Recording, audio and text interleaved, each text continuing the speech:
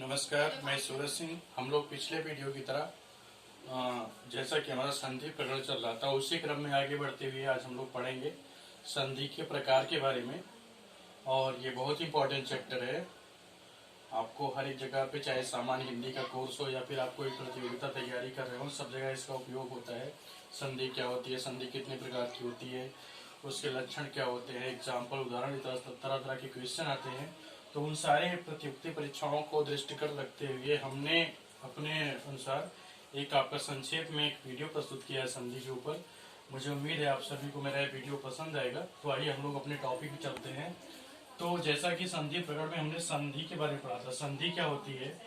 दो या दो से अधिक वर्णों के मेल से, यानी दो या दो से अधिक वर्ण अगर मिलते हैं और उस संधि पद में कोई परिवर्तन होता है, उन दो वर्णों के मिलने से कोई परिवर्तन होता है, या फिर उन दोनों वर्णों में से किसी के स्थान पे एक नया वर्ण आता है, तो उसे हम संधि कहते हैं, जिसके बारे में हम लोग चर्चा कर चुके हैं। जैसे एग्जाम्पल के लिए हमने बताया था इत्यादि शब्द है, तो इत्यादि में अगर हम विच्छेद करेंगे तो इति प्लस आदि शब्द बनेगा, छोटी ई प्लस बड़ा आ, छोटा आ बराबर या बनेगा।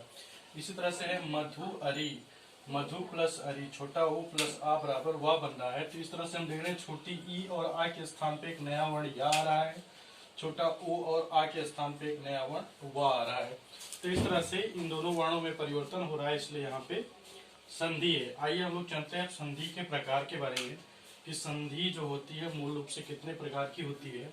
तो हम आपको बता दें कि संधि के जो मूल प्रकार होते हैं वो तीन होते हैं, यानी संधि तीन प्रकार की होती है। सबसे पहले है स्वर संधि, दूसरा है व्यंजन संधि, तीसरा है विसर्ग संधि। तो स्वर संधि क्या होती है, विसर्ग संधि क्या होती है, व्यंजन संधि क्या होती है, इसके बारे में हम लोग संक्षेप में पढ़ेंगे। तो स्वर संधि वहां पे होती है जहां पे हमने बताया संधि की परिभाषा में दो वर्णों के मेल से एक नया वर्ण आता है या उन दोनों वर्णों में परिवर्तन होता है, तो उसे संधि कहते हैं। तो अगर स्वर संधि होगी तो जो दो वर्णों में परिवर्तन होगा वो दोनों वर्ण स्वर के होंगे, यानी दो स्वर वर्णों के मेल से जब उसमें कोई परिवर्तन होता है तो उसे हम स्वर संधि कहते हैं। फिर व्यंजन संधि में क्या होता है, अगर स्वर और व्यंजन वर्णों से या फिर दो व्यंजन वर्णों में कोई परिवर्तन होता है तो उसको हम व्यंजन संधि कहते हैं।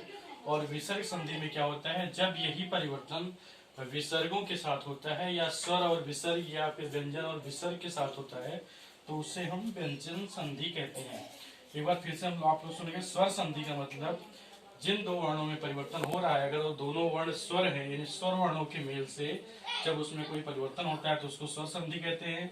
और व्यंजन वर्णों से जब उसमें कोई परिवर्तन होता है तो उसको व्यंजन संधि कहते हैं। और विसर्ग वर्णों में जब परिवर्तन होता है तो उसको विसर्ग संधि कहते हैं।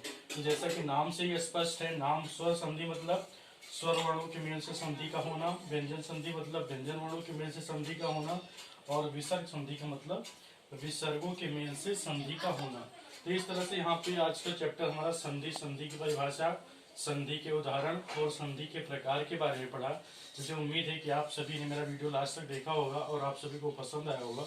अगर आपको मेरा वीडियो पसंद आया है तो प्लीज़ मेरे वीडियो को लाइक करें, शेयर करें, सब्सक्राइब करें। और यदि कोई कमी दिखाई दे रही हो तो फिर मुझे कमेंट बॉक्स में लिख के बताएं ताकि मैं उसमें सुधार कर सकूं।